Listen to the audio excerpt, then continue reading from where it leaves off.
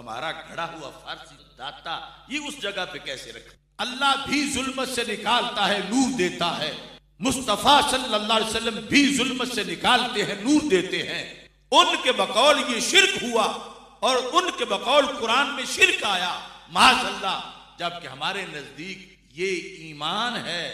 اللہ بھی نکالتا ہے، اللہ کے نبی علیہ السلام بھی نکالتے ہیں، مگر شرک نہیں ہوا، اللہ خود نکالتا ہے، اور اللہ کے رسول صلی اللہ علیہ وسلم رب کی لگائی ہوئی ڈیوٹی پہ نکالتے۔ اب جو وہابی توحید ہے وہ یہ سارا فلسفہ اس پر ہے کہ وہ کہتے ہیں کہ اگر کچھ لوگ، میں نے ان کے عربی فتویٰ میں دیکھا کہ عبد القادر جیلانی کے دربار پہ چلے گئے، ان کو کسی نے حاجت روا مان لیا، کچھ عبد الکریم جیلی کے پاس چلے گئے، کچھ شیخ احمد کبیر رفائی کے پاس چلے گئے، تو کہنے لگے ماذا یبقى للہ تعالی، اللہ کے لیے پیچھے کون بچے؟ بسم اللہ ربی اشرح لی ویسر واحلل عقدۃ من لسانی یفقہوا قولی، رضیت باللہ ربا وبالاسلام دینا وبمحمد صلی اللہ علیہ وسلم نبی رسولا۔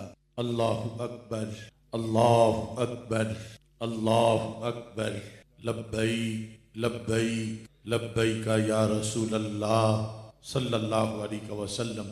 الحمد للہ العلی المتعال، والصلاة والسلام علی حبیبہ صاحب الکمال والجمال، وعلی آلہ واصحابہ بالغدو والآصال۔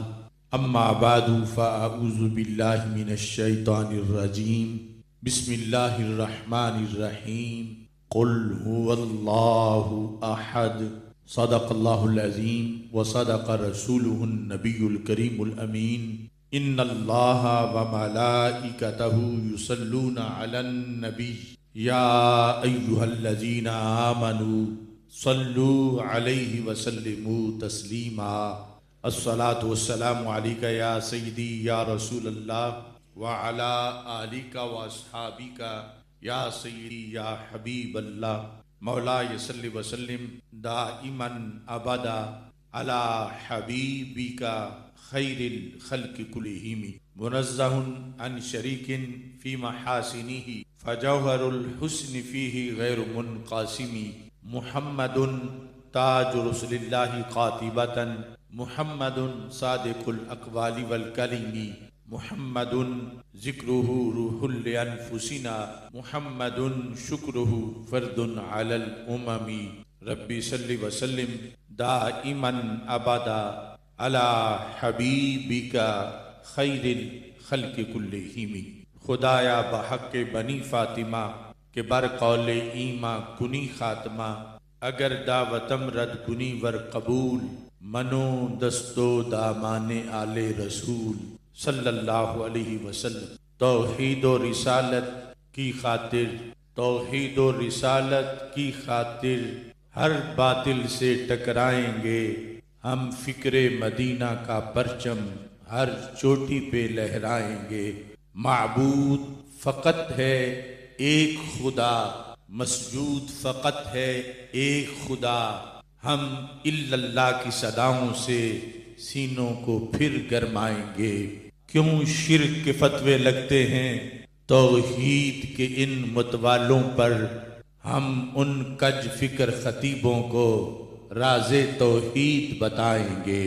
اللہ تبارک و تعالی جل جلالہ وعم نوالہ واتم برہانہ وعظم شانہ وجل ذکرہ وعز اسمہ کی حمد و ثنا، اور حضور سرور کائنات، مفخر موجودات، زینت بزم کائنات، دستگیر جہاں، غم گسار زماں، سید سروران، حامی بے کساں، قائد المرسلین، خاتم النبیین والمعصومین، احمد مجتبی جناب محمد مصطفیٰ صلی اللہ علیہ وعلی آلہ واصحابہ وبارک وسلم کے دربار گہربار میں ہدیہ درود و سلام عرض کرنے کے بعد، السلام علیکم ورحمۃ اللہ وبرکاتہ۔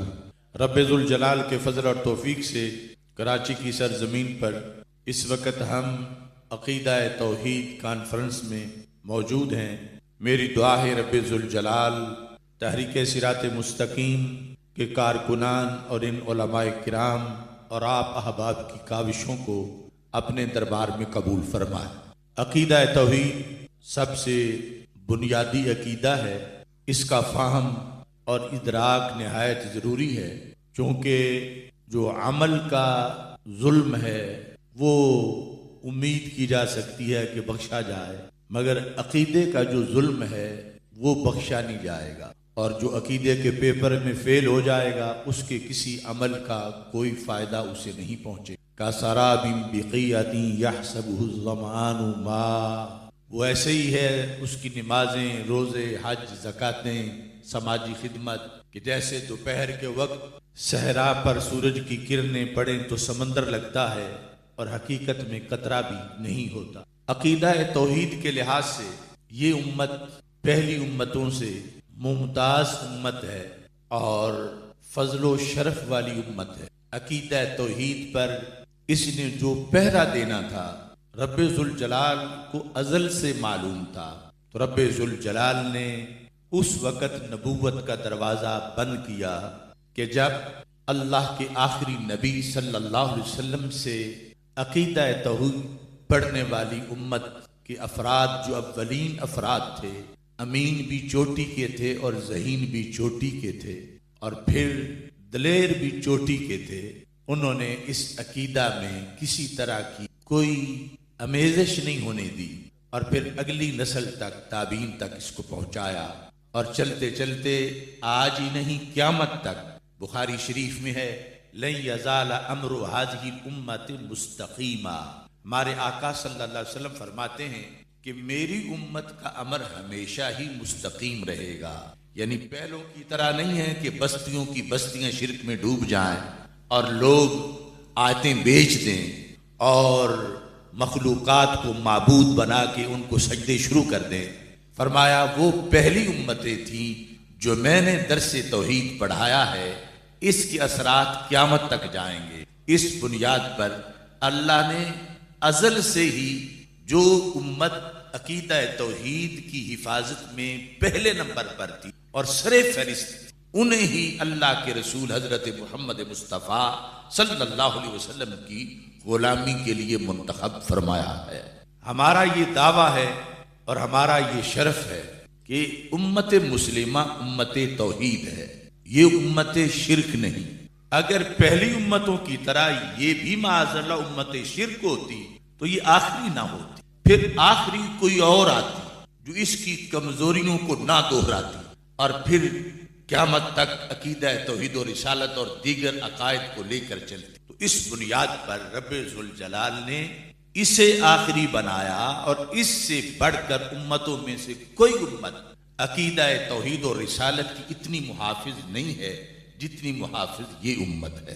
اب اس وقت دو بیانیے ہیں، ایک بیانیہ ہے کہ یہ امت شرک ہے جس پر لوگوں نے کتابیں لکھی نجد سے لے کر یہاں تک، اور اسماعیل دہلوی اور دیگر تمام طبقے نے یہ ثابت کرنے کے لیے کہ یہ بھی پہلوں کی طرح ہی ڈوب گئے اور یہ بھی امت بھی ویسے ہی معاذ اللہ مشرک ہو۔ اب اس سے خوشی ہوئی یہود کو، اس سے ایجنڈا پورا ہوا نصارہ کا، ہم تو ڈوبے تھے صنم تجھے بھی لے ڈوبے ہے، کہ ہمارا تو سب کچھ کچا چٹا کھول کے تمہارے قرآن نے بیان کر دیا، اور تمہارے لیے یہ قوم آ گئی ہے کہ جن کا ہر درس توحید پورا تب ہوتا ہے کہ جب پوری امت کو مشرک قرار دیا جائے۔ اگر بطور فرض ابن عبدالوہاب اور اسماعیل دہلوی وغیرہ لوگوں کا فتویٰ شرک تسلیم کر لیا جائے تو پھر تو اس امت میں پیچھے ٹانگے کی سواریاں بھی نہیں بچتی کہ جو توحید پر ہیں۔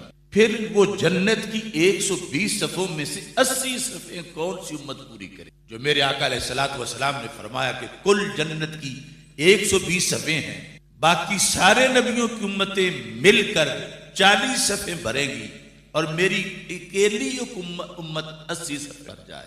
اگر اس میں بھی معاذ اللہ یوں شرک آنا تھا تو پھر تو ایک صف میں اربوں خربوں لوگ آتے ہیں جو جنت کی صف ہے۔ پھر اس امت کو آخری امت نہیں ہونا چاہیے تھا، اور پھر رسول اللہ صلی اللہ علیہ وسلم اس امت کے بعد کسی امت کے لیے آتے اور ان کے لیے پھر آخری نبی ہوتے۔ یہ کہنا کہ پہلوں کی طرح یہ بھی مشرک ہو گئی، اور یہ شرک جلی یہ رسول اللہ صلی اللہ علیہ وسلم کے ختم نبوت کے فیضان کا انکار ہے۔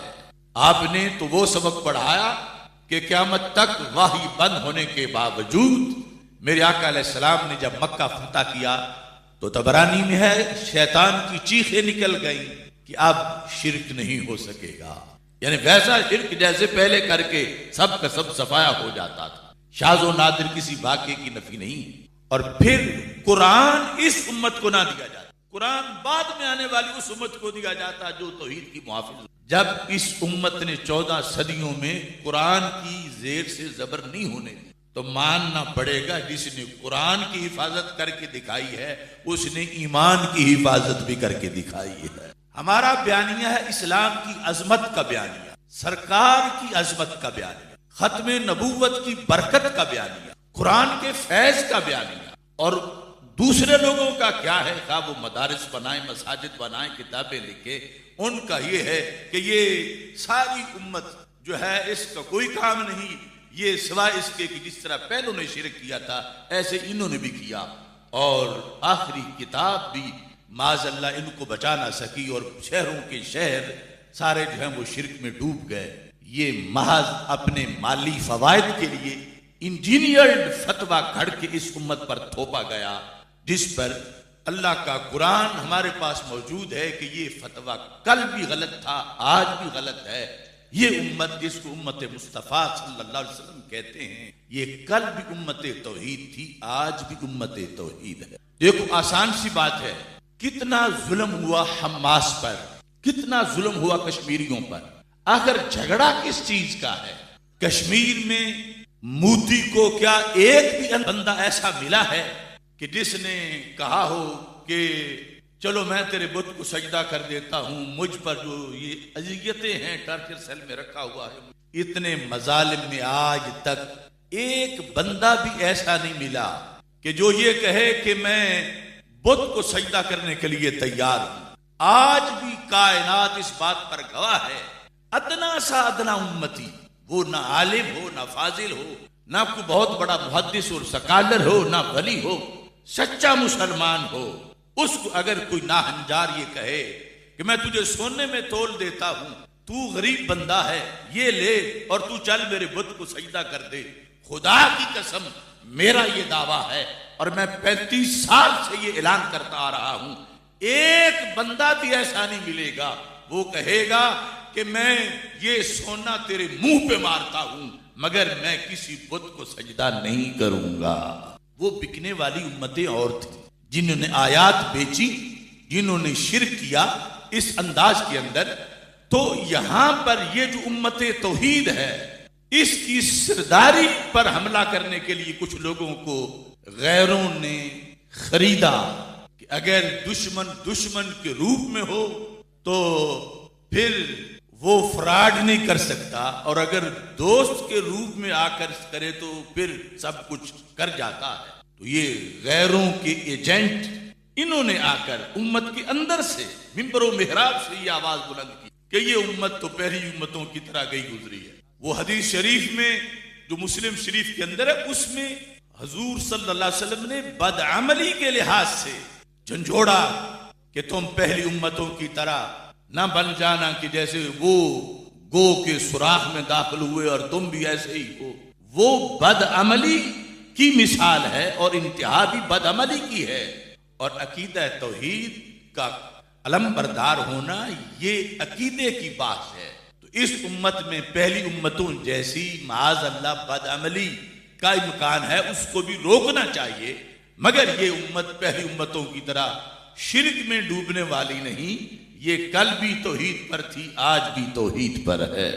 اس سلسلہ میں ویسے تو مہینوں کی باتیں ہیں، لیکن ایک چھوٹا سا مسئلہ آپ کے سامنے عرض کر کے گفتگو ختم کروں گا۔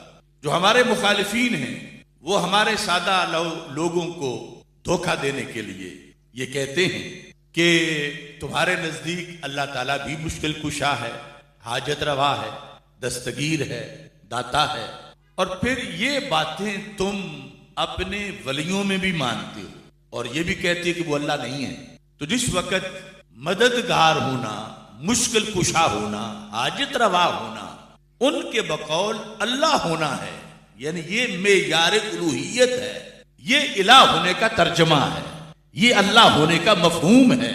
تو پھر جب یہی بات اللہ کے سوا کسی میں مانی گئی تو دیکھو واضح شرک نظر آ رہا ہے کہ ادھر بھی مشکل کشائی، ادھر بھی مشکل کشائی، وہاں بھی تم نے اس کی طرف سے کی جانے والی حاجت روائی کو مانا اور ادھر غوث پاک کی حاجت روائی کو بھی مانا، تو یہ ایک وصف دو ذاتوں میں تم نے اکٹھا مان لیا، اور یہی شرک ہوتا ہے۔ اس لحاظ سے یعنی وہ پراپیگنڈا جو ابن عبد الوہاب سے اسماعیل دہلوی تک اور آگے چلتے چلتے یہاں تک پہنچا، اس کی وجہ سے آج بھی معاذ اللہ امت کے نظریات کو ڈیمیج کیا جا رہا۔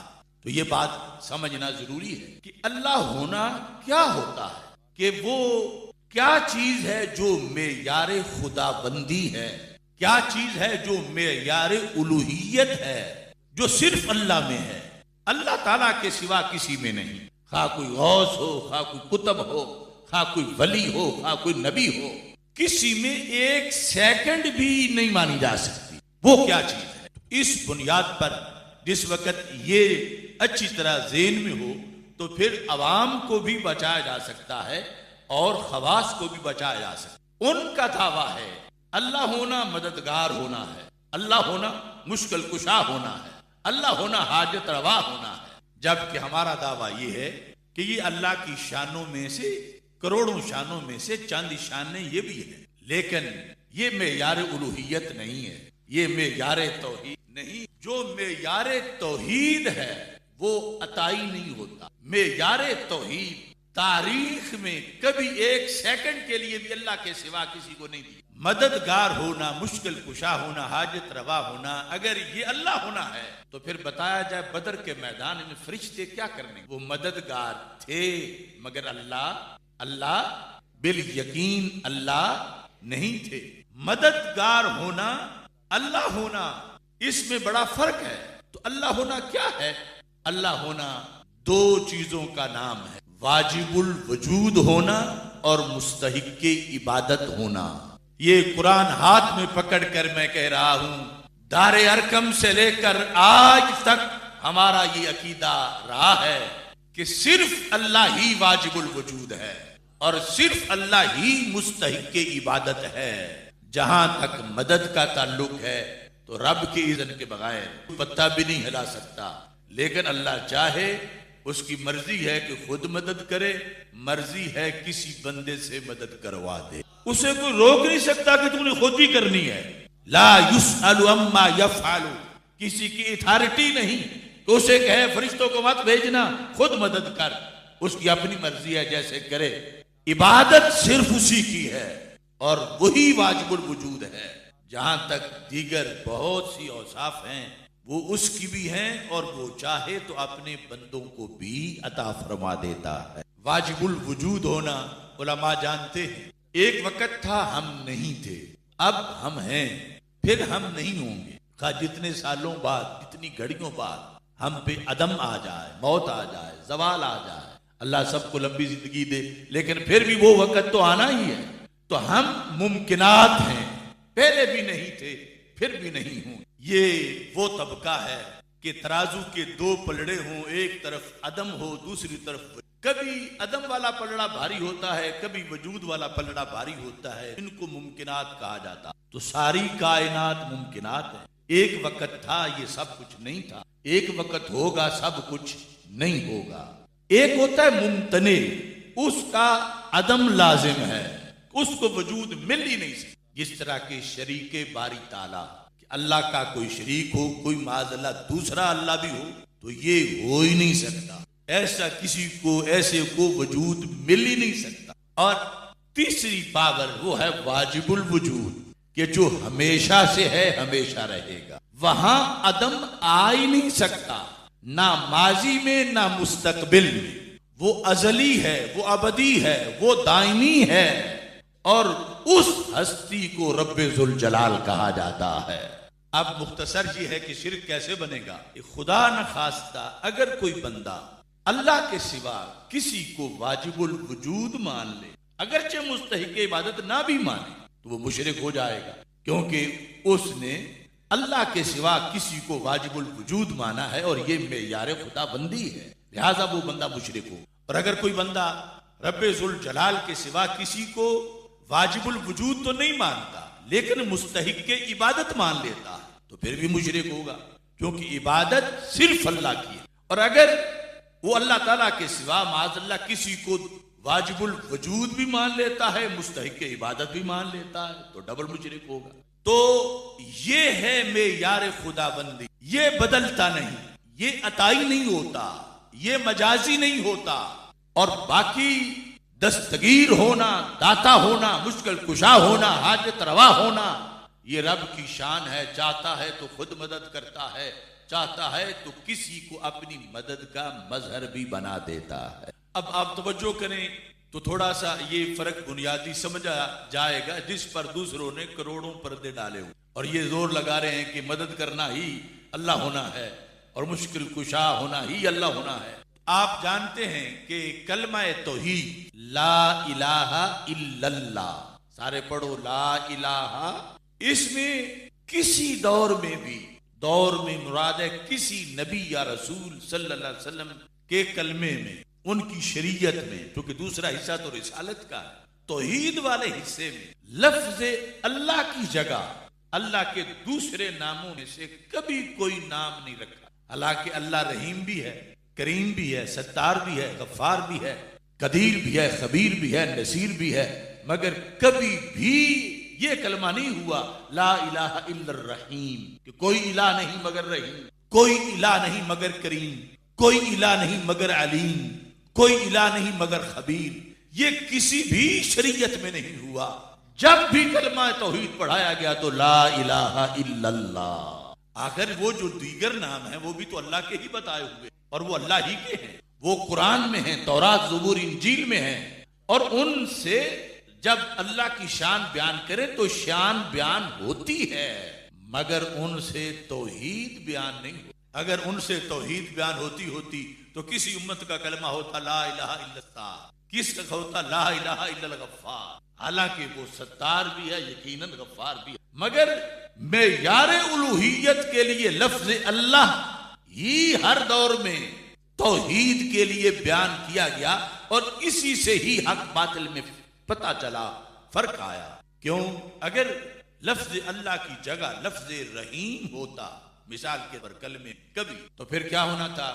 اللہ کی ایک شان تو بیان ہونی تھی کہ وہ رحیم ہے، مگر توحید بیان نہیں ہونی تھی، کیونکہ لا الہ الا الرحیم اگر یہاں ہوتا تو پھر کہ کوئی الہ نہیں مگر رحیم۔ رحیم تو دو طرح کا ہے، رحیم حقیقی بھی ہے، رحیم مجازی بھی ہے۔ بسم اللہ الرحمن الرحیم میں رحیم ہے اللہ کی ذات، لقد جاءکم رسول من انفسکم عزیز علیہ ما عنتم حریص علیکم بالمؤمنین رؤوف الرحیم۔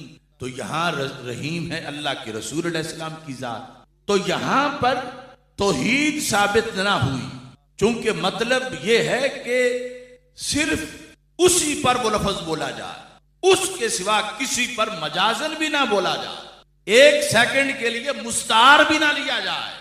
رحیم تو اللہ پر بھی بولا جاتا ہے، اللہ کے رسول علیہ السلام پر بھی بولا جاتا ہے، تو لہٰذا توحید بیان کرنے کے لیے ہر دور میں، ساری امتوں میں، ساری شریعتوں میں جو لفظ بولا گیا وہ صرف لفظ اللہ ہے، لا الہ الا اللہ۔ اور پھر اس کی یہ جامعیت ہے، اللہ عالم لذات الواجب الوجود المستجمل جمیع صفات الکمال، کہ جس نے قدیر کہا اس نے اس کی ایک شان کو بیان کی، خبیر کہا تو اللہ کی ایک شان کو بیان کیا، نصیر کہا تو اللہ کی ایک شان کو بیان کیا، اور جس نے یا اللہ کہا تو بیک وقت اللہ کی کروڑوں شانوں کو بیان کر دیا۔ اب آپ خود یہ اپنے ضمیر کے مفتی سے فتویٰ لیں کہ جس لفظ اللہ کی جگہ کلمہ توحید رحیم نہیں رکھ سکتے، کریم نہیں رکھ سکتے، رشید نہیں رکھ سکتے، حمید نہیں رکھ سکتے، حالانکہ وہ رب نے خود اپنے نام بتائے ہیں، اس لفظ اللہ کی جگہ داتا کیسے رکھا، کلمے میں دستگیر کیسے رکھا جا سکتا، 11ویں والا یا 12ویں والا کیسے رکھا جا سکتا؟ جو آخری تقریریں ہیں اس فرقے کی، تو یہ لفظ اللہ سے خیانت ہے اور یہ توحید سے خیانت ہے۔ لا الہ الا اللہ، اللہ کے